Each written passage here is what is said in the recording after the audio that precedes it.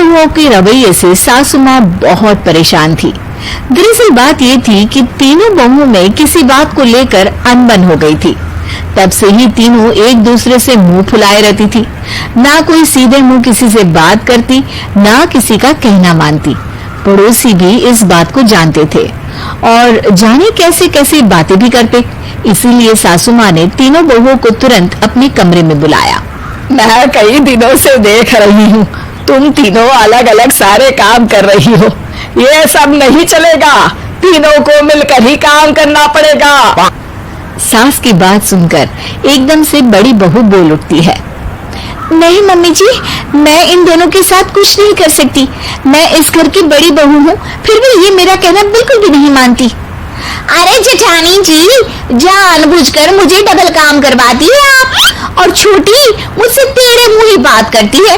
इन दोनों के बीच हमेशा सैंडविच बन जाती है मेरी, और मैं हमेशा आलू की तरह बीच में मसली जाती हूँ। मम्मी जी, इन दोनों को लगता है कि मैं छोटी हूँ तो इनके पैरों तले दब जाऊंगी, लेकिन नहीं, मेरा भी उतना ही अधिकार है जितना इन दोनों का है।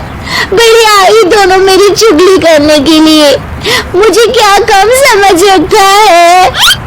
तीनों बहू एक दूसरे से बहस करने लगती है और सास दोबारा ये देखकर टेंशन में आ जाती है और सबसे कहती है, चुप हो जाओ, अब से तुम तीनों सारे काम एक साथ करोगी। आंख बंद करके एक दूसरे की बात सुनोगी। तुम तीनों इस बात को गांठ बांध लो, वरना अगली छुट्टियों में तुम्हारा अपना मायके जाना कैंसिल। सास की बातें सुनकर डर के मारे तीनों हामी भर देती है। जी मम्मी जी, मैं समझ गई। हाँ मम्मी जी, जैसा आप कहें, आप जो कहेंगी मैं वही करूंगी। तीनों बहू सास की बात को गांठ बांध लेती है और वादा करती है कि अब से सारे काम वो तीनों एक साथ मिलकर ही करेंगी। ये सब देखकर सास खुश हो जाती है और वहां से चली जाती है। नीचे जाकर वो देखती है कि घर में शर्मा जी आए हुए होते हैं। सास जोर से आवाज लगाकर कहती है, अरे बहू, जरा चाय बनाकर तो लाना, शर्मा जी आए हैं। सास की बात सुनकर तीनों बहू तुरंत किचन की ओर भागती है और चाय बनाना शुरू कर देती है। मुझे तो एकदम मसाले वाली कड़क चाय पसंद है, तो हम शर्मा जी के लिए मसाले वाली चाय ही बनाएंगे। अरे नहीं दीदी, गर्मी के मौसम में मसाला चाय कौन पीता है? मैं तो शर्मा जी के लिए इलायची वाली चाय ही बनाऊंगी। ये कैसी बात कर रही हैं आप दोनों? मेरी मम्मी ने सिखाया है कि मेहमान को ज्यादा दूध और शक्कर वाली चाय देनी चाहिए, वरना वो घर वालों को कंजूस समझते हैं। तो मैं तो शर्मा जी को ऐसी ही चाय दूंगी। तीनों बहुएं अपने अपने तरीके से चाय में शक्कर, मसाला, पत्ती सब डाल देती है।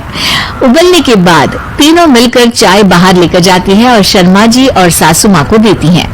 चाय पीने के बाद शर्मा जी सासू माँ को देखकर शर्मा जाते हैं और शर्मिंदा महसूस करते हैं कि आखिर उन्होंने चाय पीने के लिए हामी क्यों भरी।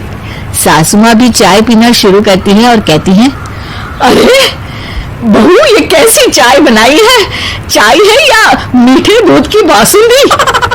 हाँ, चाय अच्छी नहीं लगी क्या? कोई बात नहीं, हम पराठा बनाकर लाते हैं। चलो चलो अंदर। हाँ चलो। हाँ, आती हूँ मैं भी। नहीं नहीं, मेरा पेट चाय ने ही चौपट कर दिया, वही काफी है। पराठे से पोपट नहीं करवाना, मैं तो चलता हूँ। शर्मा जी चुपचाप पतली गली से निकल जाते हैं। अगले दिन सास बहुओं से कहती है, अरे बहू, जाओ जाके ऊपर की गेस्ट हाउस की सफाई कर दो। कल हमारे यहाँ मेरे दूर के रिश्तेदार आने वाले हैं, तो पूरे कमरे को चमका देना, समझी? तीनों बहू सास की बात को मानकर ऊपर सफाई करने चली जाती हैं और तीनों कमरे की सफाई चालू कर देती है। बड़ी बहू मकड़ी के जाले साफ करती है, तो बीच वाली झाड़ू लगाना और छोटी वाली सर्फ डालकर जमीन धोना शुरू कर देती है।